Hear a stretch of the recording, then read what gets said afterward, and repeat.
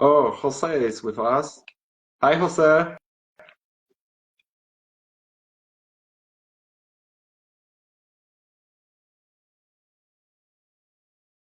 Okay, so we can start. How are you guys today? Are you hear me? Oh, wow. Hi, Lucas. Nice to see you. Uh, oh, wow, so fast. First time, no problem with Instagram. It's so lucky. Yeah, we're Yeah. so lucky today. Yeah. Nice to see you and nice to meet you. Nice to meet you. Yeah, how are you doing? I'm doing good. What about you? Yeah, pretty good. Today, pretty good. Great. Last few months were pretty hard because of depression, because of Zach is here. Hi, Zach. And because of this darkness outside, this weather. I really hate this season because at the morning is dark, at the evening also in Poland is dark. I hope you live in Mexico? Yeah, Yeah, I live in Mexico City. yeah. I hope weather is Poland. Yes, here in Mexico it's so warm right now. It's the beginning of the I don't know how to say, yes, spring. No, sorry. It's I forgot how to say. I We think call it primavera. Yeah. spring. Spring, yeah. No, no, it's Yeah. no, it's summer. No, summer is no. I forgot how to say it's. Sometimes I forgot some words Because in English, but because in Poland 1 week ago started spring. no, it's not spring. It's before summer. I don't know how to say in English. I forgot it. Sorry. Okay, no problem. Yeah. I have also a problem with some words with English, Yeah. so Yeah. no worries about that. The most important thing is that we can speak each other about so important things Yeah. like mental health, Yeah. Yeah. actual. Yeah. Yeah. So, uh, Yeah. Jose, you're therapist in Mexico Yeah. City? Yeah, I'm psychotherapist. I am an OCD psychotherapist here in Mexico City, but I work online. I have some clients from Latin America, and that's a lack of psychotherapists in Spanish. And Mm. this is some important topic that we are going to bring right now here about the barriers of diagnostic and treatment and OCD. And Yeah. yeah, there's so few therapists that are specialists in OCD. Yeah, that's because we're speaking about this right now because it's so important to find the right therapist, to find help, and sometimes there are a lot of barriers to find the right one because Hmm. of so many difficulties like costs, like Yeah. access to treatment, to therapists. And even if we have, for example, in Poland, so many therapists, sufferers still have to wait for their turn. Yeah. So it's so hard. Yeah, it's difficult. So we are bringing right now the topic. I'm gonna do some pauses to explain for some people in Spanish that are watching maybe this. Lo que Yeah. estábamos hablando con Lucas es que justamente hoy vamos a hablar sobre las barreras y dificultades para acceder a un diagnóstico y a un tratamiento de TOC. Y pues bueno, lo que nos comentaba Lucas es que en Polonia, donde él vive, hay una lista de espera para acceder a este tipo de tratamientos, cosa que también pasa acá. So I am telling the people that this waiting list Yeah. stuff is something regular that happens, or yeah, it's something that really happens right here in Mexico. Yeah, as well. Yeah, from my point of view, there are two different difficulties about access to treatment. Is systemic barriers when we speak about access to treatment, high cost, and that's it. But also there are barriers when we speak about social, psychological and social barriers. I mean, when people are ashamed to go to therapy, or awareness in society is at really low level. So this is also the problem. Yeah, yeah.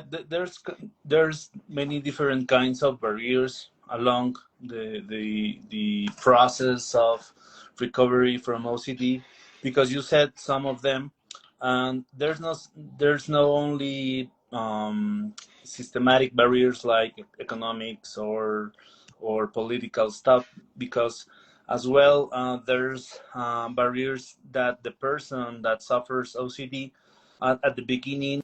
I can say one of the first barriers is that the person is not familiar with the symptoms. It's really scared about what I have, these kind of thoughts, what I'm feeling like this.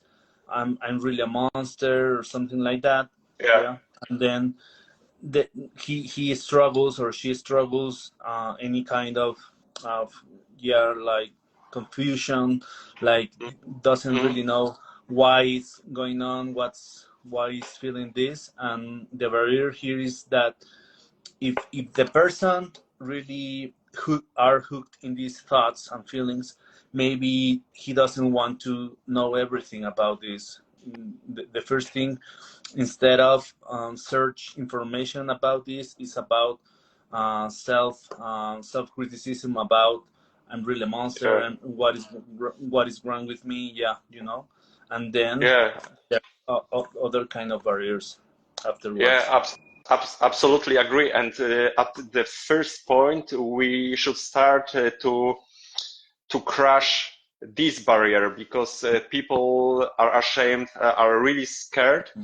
And also, we have to speak about mental health, because awareness in society, it's it's not so bad, but it's still not at the really good level. So that means we have to speak about mental health, we have to spread awareness, and then when people are aware of that, and sufferers are aware that they should start therapy, we can talk about this systemic barrier, access to treatment, because this is also the really a big problem, because there are many therapists in Poland, but I think there are not so many therapists who are educated in OCD treatment.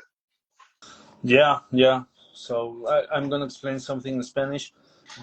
Just brief thing. Yeah.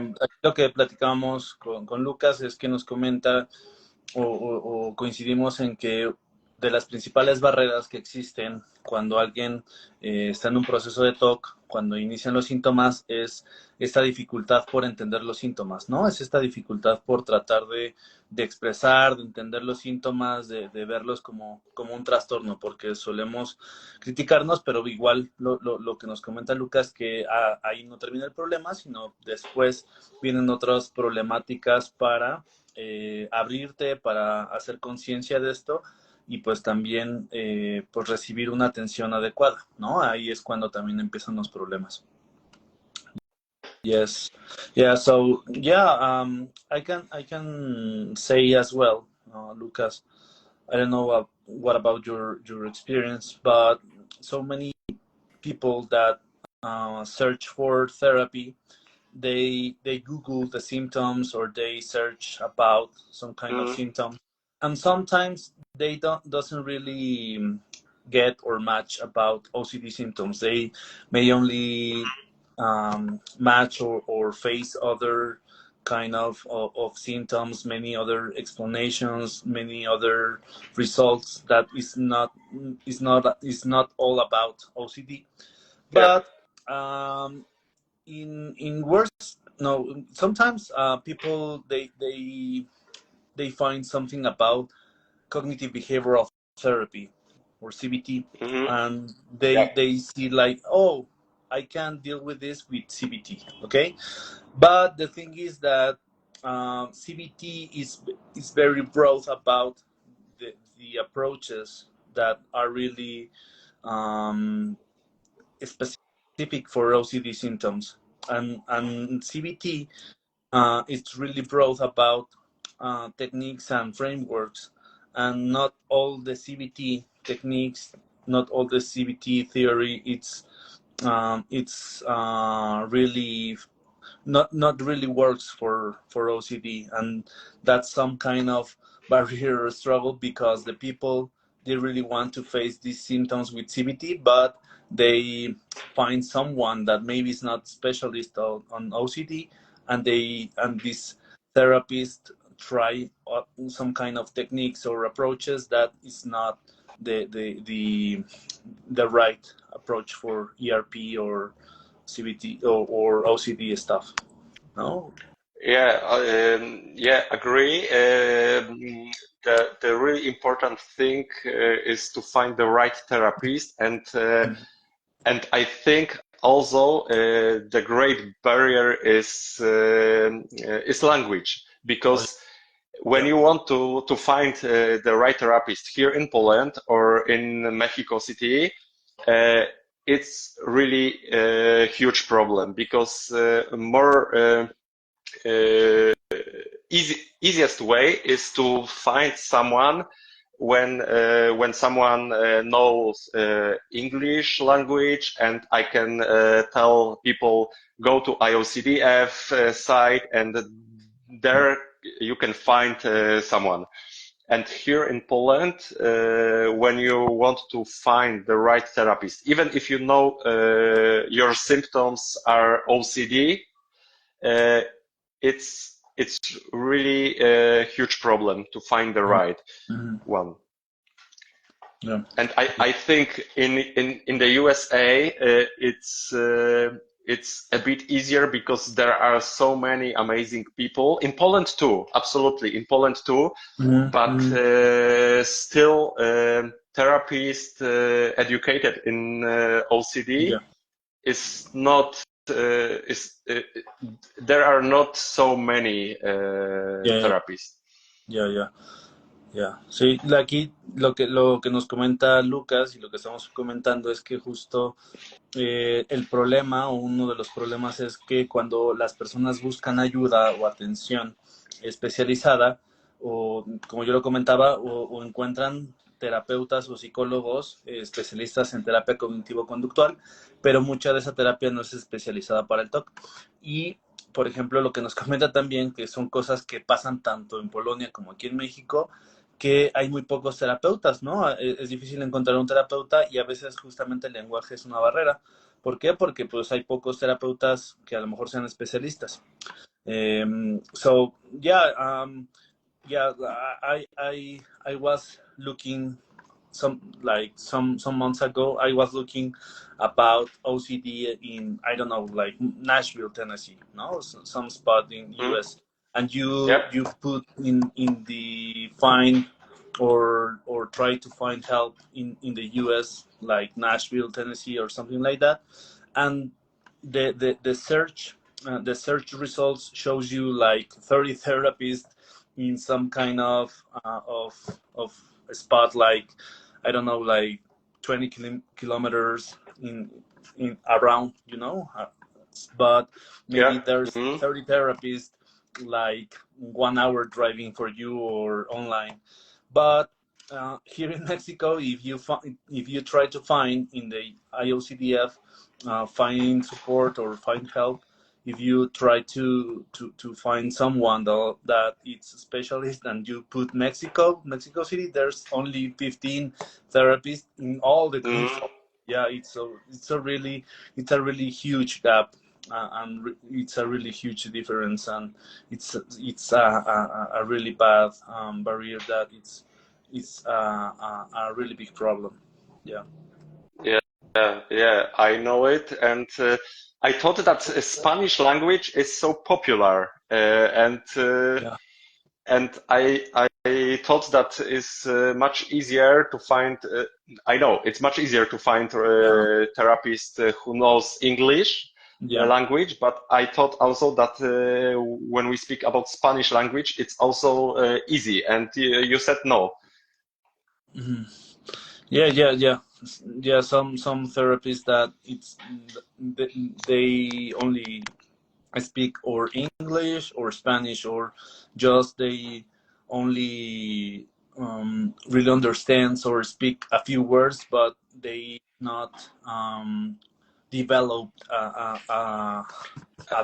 Yeah, real whole treatment. yeah. And how about online therapy?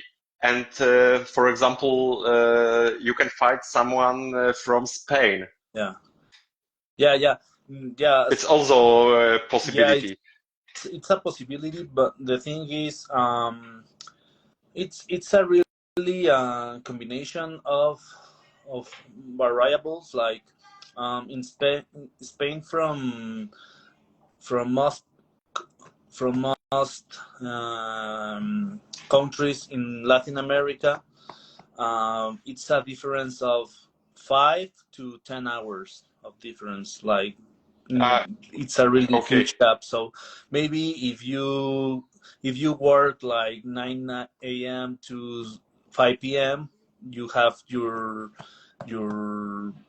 extra time. You have your free time. Sorry, about after 6 p.m. But this time it's like 3 a.m. at Spain. And Oh, there's some yeah, kind of yeah. barrier. I understand, but I think Yeah. everything is possible Yeah. because when I started with my live streams, Yeah. mostly last week, mostly I speak with people from USA, and when I make this live stream here in Poland is 7 p.m., 8 p.m., Mhm. and in the US is 1 p.m. or 12 p.m. Yeah. So it's also time difference. Yeah.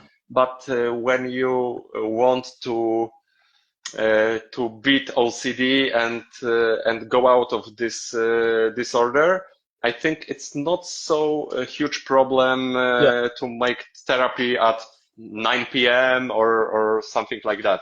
Yeah. But the problem is to find the right one Mhm. therapist, because when we speak about online therapy and all these Instagram accounts, there is one uh, one big danger. We don't know who is behind the camera, and we don't know if Yeah. the people have good education. Yeah. How can we check this? Yeah. Yeah. So the online therapy doesn't solve all the problems that was Mm, before. Yeah. The online therapy, I think it really gets more popular after the pandemic. But mhm. it doesn't solve anything because, as you said, there's any kind of other problems, like you have to find a spot with the specific therapist, or the about the to schedule or to find Yeah. yeah, some. But there's another problem, because most people doesn't want to take therapy online because they don't really feel comfortable. But as well, as you Mhm. said, most of these people doesn't have the proper or adequate education, no, like master Mhm. degree trainings, etc. Yeah, so I'm gonna explain something in Spanish. Sí, lo que estamos aquí platicando con Lucas es que justamente hay barreras también, aunque la terapia sea en línea, las barreras, digamos, en cuestión de globalmente dónde te encuentras, a veces también se suman a este tipo de dificultades. Entonces, ya por el hecho de que la terapia es en línea no quiere decir que ya todo está resuelto, sino que a veces es difícil encontrar un terapeuta, pero también no solo eso, sino quedar en cuanto a horarios que coincidan para ambas partes. Y también, pues a veces hay problemas, digamos, legales, éticos, donde no sabes si la otra persona realmente es un psicólogo. Yeah. Yeah. And I feel that when we speak about online therapy and stationary therapy, because I have my therapist about 5 kilometers away from my home. So I go for my therapy session on bike, Mm-hmm. and my therapist also offers online sessions, but I really feel uncomfortable when I should speak about my feelings at home, because I know there are my kids in other room, there is my wife, and if I speaking about my ROCD, I prefer to speak with my therapist On site. in person. Yeah. Yeah, Yeah. Yeah. absolutely. Yeah. So many clients doesn't feel comfortable because, yeah, as you said, like if the themes or the contents of the obsessions, it's about your wife, your kids, your mom, etc. Yeah. Many people doesn't feel comfortable to sharing this. Yes. And I think it's much easier to build a really good relationship between you and between therapists Mhm. when you speak in person. Yeah. And Yeah. this is also important because then I have opportunity uh, uh, to speak openly about my feelings. I feel this connection between my therapist, and I feel safe. And when we speak here through Instagram or through other social media or other platform with therapists, it's some like barrier between us. Yeah, yeah, yeah. I don't really say it like, yeah. We are not saying like online therapy doesn't work, but it's not the same. It's Hmm. yeah. There's many research, many articles or papers that cites that psychotherapy online and on person it's kind of same thing. It's equal or it really helps for symptoms and get through the symptoms. But yeah, it's not really the same. Hmm. But yeah, I really agree. So yeah, Yeah. I can see other kind of barriers like about the stigma because the stigma Yeah. it's really hard to share to someone else about your symptoms. I read at morning in a blog that someone said and post something about, oh, I really after very so many months after really thinking and reflect about this, I try to share my OCD symptoms with my best friend, and my best friend Hmm. doesn't really react in the way that I really expect before.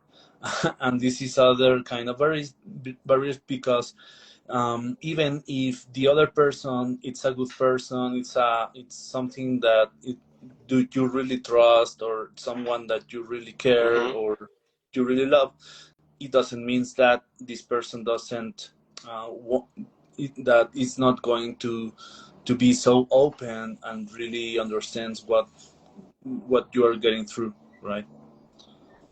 Yeah, absolutely. It's so important to break this stigma and speak openly about mental health because people don't understand what we're feeling inside and what we're going through. And also people think that we can be dangerous, we can hurt someone, we can be, for example, pedophile or something like that. And this is so important to speak out loud, that we speak about intrusive thoughts, which are ego dystonic. So these thoughts are against our values, and we are not our thoughts. And this is why we should speak so often and openly about this, because if we change the situation, we break this barrier. The more people who suffer alone can start therapy and start looking for help. Yeah. So yeah, I really agreed about that. This doesn't. This sometimes really doesn't help to search help after you shared about your symptoms before.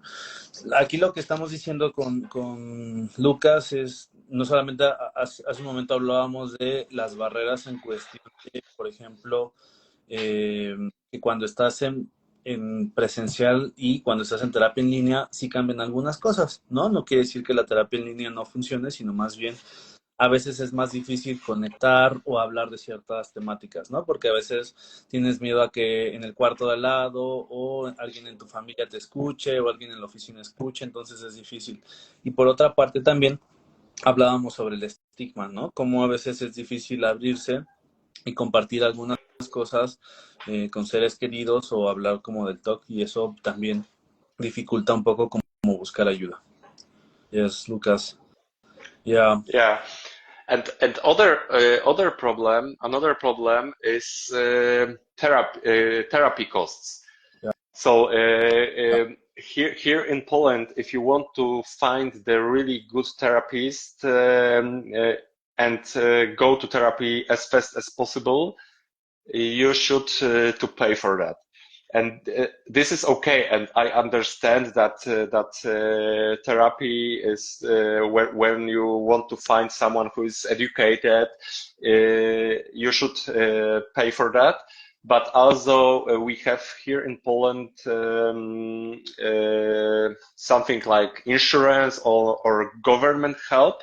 But if you want to go for therapy for free, you should to wait. You should to wait 1 month, 2 months, or even longer, and you don't know if this therapist is really good or knows something about OCD or not. Mm-hmm. And this is also the problem, because there are so many young people who wanted to start therapy, but the costs are really high for them. Mm-hmm. Yeah, I'm totally agree, because here in Mexico, I think the people doesn't have the culture or doesn't really have the awareness or knowledge about how important is mental health. Mm-hmm. So many people here in Mexico, there's some kind of research that shows that people, when they struggle with symptoms, the first line that they follow, it's like share this about with physicians, with medical care, with family members. They sometimes they try to struggle with, I don't know, like EAIA, like artificial intelligence, or they want to go with someone with that read some kind of cards, like some kind of pseudo psychotherapy or any other kind of things. And at the end of this list, they attend with psychotherapy, and they don't want to really spend so much money because they don't really care about this so much. Like they want to spend like, I don't know, like 20 euros or 25. And here in Mexico, most of OCD specialists are over $80. Some of them, no, I'm not on this list. I think that I really brings therapy, no, not really in a high cost. I think I am in the average or under the average, I think. But yeah, so many people, when they find therapy, they face something like, okay, I have my first session, but I don't have enough money to pay for this. Or maybe I can pay just one session, but I can't And pay yeah, all the treatment, and it's some kind of, they really struggle, or it's so frustrating yeah, for them. Yeah. yeah, it's a big problem because people resign for Mhm. sessions because of money. And Yeah. at the start point, for example, people should go to therapy once a week, but because of costs, Mhm. they go once a month, Yeah. and this is problem. And also the problem is to get the accurate diagnosis, because Yeah. it's so many misdiagnoses. And Mhm. really often people are looking for help 1 month, 2 months, 1 year, and don't know they have OCD Mhm. because of those misdiagnoses. Yeah. Yeah. Yeah. It's so frustrating because some clients, they save the money for one. Sometimes the therapist doesn't tell them, don't tell them like have OCD. Just they just share something like have kind of anxiety stuff, or maybe you only, or this session is not for diagnostic things. Yeah, it's so frustrating because people really want to they really want to have some kind of answers and some kind of tools, or abilities to cope with Hmm. this, but they don't have all these things because they really struggle about a specific diagnostic. Aquí lo que platicamos con Lucas es que justamente una dificultad muy constante, no solo en Polonia, sino incluso hasta en países nórdicos, en países anglosajones, y también obviamente aquí en México y Latinoamérica, es que las personas no tienen tantos recursos para poder tomar un tratamiento, ¿no? Entonces las personas usualmente pueden pagar una sesión, pero a lo mejor no pueden pagar todo un tratamiento, y eso es frustrante porque a veces incluso las personas que pagan un tratamiento no reciben un diagnóstico adecuado o especificado. Yeah. Yeah, so yeah, so yeah, I really understand that many people really struggle with economic things because some clients, in my experience, some clients, there's a huge gap about the onset of the symptoms and when they search therapy. And sometimes some clients, they search for therapy and they attend for some therapies that they try to help them, but they really don't understand the OCD symptoms. And all these people maybe went for 1, 2 years or more to therapy. That doesn't really help them because it doesn't, or it wasn't so specialized about ERP or OCD. So the thing is, maybe some Hmm. clients are really tired about, this is my last chance. I spent all my money. I spent so much money on therapy before, and it's frustrating because when they find the right therapist, they doesn't have enough money to cover Yeah, all the yeah, after. absolutely agree, understand. This is so frustrating, but even if we have so many barriers, we also have so many possibilities, so many possible solutions, and through these conversations, we can make a difference. We can change something and educate people about mental health, about breaking the stigma. We can show people that OCD is not a joke. It's not something funny.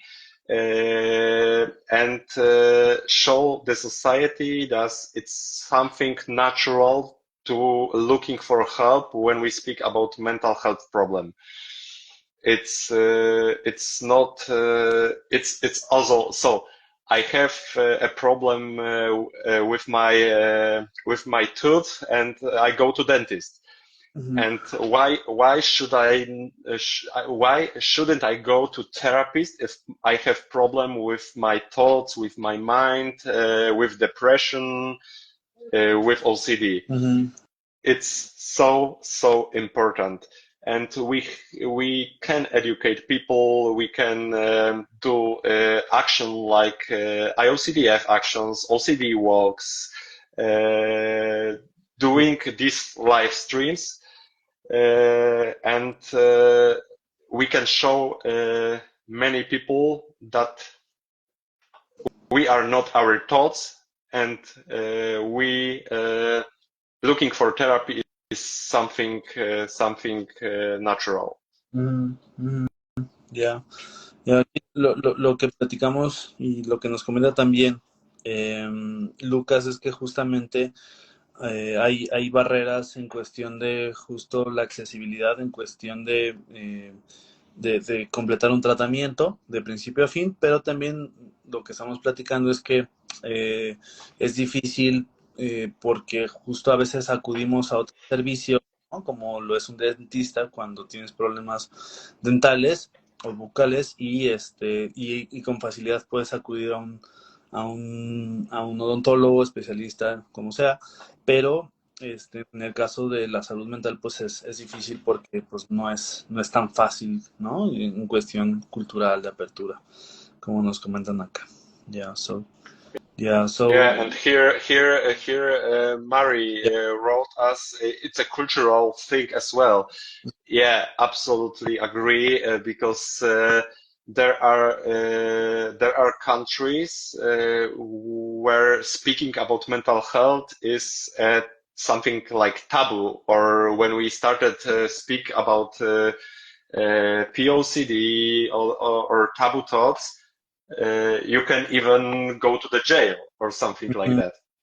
Yeah, yeah, yeah. So there's really broad kind of barriers that gets difficult to get a right treatment because there's not just a cultural thing. It's about as well for politics, Hmm. about economic things. Yeah. So yeah. So Yeah. yeah, we So can talk about this too much time because there's many kind of yeah, barriers that it's not yeah, yeah that are yeah. involved. Absolutely, but the point of this conversation is that even if we have so many barriers, we can find help in this community. We can find someone to speak with about mental health. Yeah. Even if this person is not therapist, it's also good to find someone who we can share our feelings, our problems, but also we can spread awareness without spending much money. So we can making this live stream. We can making so many amazing actions in our countries to show people that mental health really matters. Yeah. Yeah. It's it doesn't it's not all about taking therapy because maybe the people uh, sometimes they can't really get through a whole therapy process because yeah, so many reasons. But the thing is it's not the same nowadays in comparison to 20 years. No, like Hmm. nowadays you can find so many pages in the IOCDF or maybe in Instagram, Facebook, YouTube, many other kind of Yeah, information. but Yeah, you know, even if IOCDF site is in English language, today we have a great tool like ChatGPT or AI. We can translate this. yeah, We can. I'm not saying that we should use ChatGPT as therapist because absolutely not. This is yeah, not the right way, but we can use Google Translate or AI to translate IOCDF site in Spanish or in many different languages to find knowledge, to find the right therapist, and yeah, and that's it. It's much easier nowadays as in the past. yeah. Yes. And so, yeah, the thing is, if you are listening this or if you are watching this and you are not able to have a therapist or a treatment, it's recommended to see other kind of resources like readings or group therapy. Well, so yeah, so aquí lo que estamos platicando con Lucas es que incluso aunque las personas no puedan acceder a un tratamiento completo, pueden buscar otras alternativas que no sustituyen a la terapia, claro, sino más bien pueden ser de utilidad para afrontar los síntomas del TOC, como pueden ser lecturas, buscar información especializada, formar parte de grupos, etcétera. Ya, Absolutely. ya, Lucas. So, Jose, thank you so much for this really important conversation. Ya. I'm so happy to speak with you. And the last question, did you see the movie Tok Tok Oh, yeah, in sometimes. Spanish? Yeah. It's a Spanish movie. Yeah. Yeah, and what do you think about this Oh, movie? Because this was really first movie about OCD, but I think it not shows what really OCD is. It's yeah, something funny. It's something show a few OCD things, but this movie can make other people uh, think that OCD is something funny or something, yeah, yeah, not so mm, uh, yeah, something funny yeah, because this is comedy. But I think when people see this movie, they think, okay, OCD is about cleaning, about yeah, counting, or something like that. yeah, yeah. I've watched. I try to watch this movie. I don't watch that at all. I really finish it. I watch like more of 30 minutes. I really doesn't like. I don't really like it. I watch Hmm. it when I got my first training like 8 years ago. Okay. And it really it's so sad because I don't really like because as you said, this movie shows the OCD in a funny way and it's not funny Yeah. kind of thing. Yeah, Yeah, absolutely. And I watched this movie when I was aware about OCD things, about OCD treatment. And for me, it's funny for me because I know this is OCD and okay. But I think when other people yeah, without OCD see yeah, it, they can misunderstood what really OCD yeah. is. Yeah. I think it's some kind of when OCD people makes jokes about OCD, I think it's funny because when you are talking or when you are getting with other people about OCD and when you talk about OCD things, you can get laugh of this or it's funny for this. Yeah, But when you try to show something that it's very scary, very uncomfortable, and you try to show absolutely. other people that doesn't really that are not familiar with this, is not funny in anything. Hmm. It's like if there's like a movie that someone that has cancer or or has HIV, and they try to show that have cancer, it's funny, you know. There's no kind of Yeah, movies of that. Yeah, yeah. But you know, when I make my memes and yeah, reels in this funny way, yeah, I'm also aware that it's really thin line between humor with knowledge, with education for people, and yeah, between empty memes.